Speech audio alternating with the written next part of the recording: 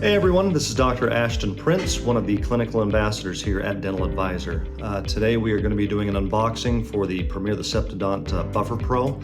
It's the 8.4% sodium bicarbonate solution to help buffer our cartridges that we've got for our anesthetics.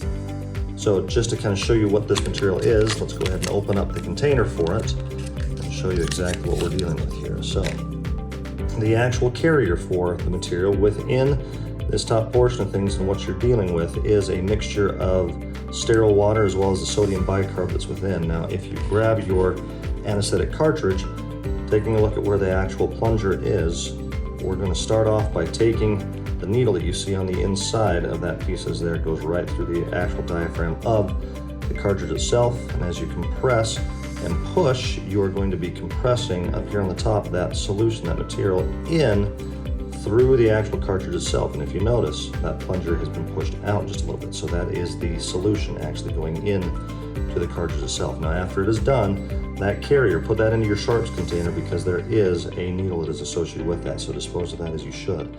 Now once you actually have that mixture within, kind of give it a little mix back and forth, make sure that solution is diluted through as it should be, and then you can load that into your syringe and administer as you normally would.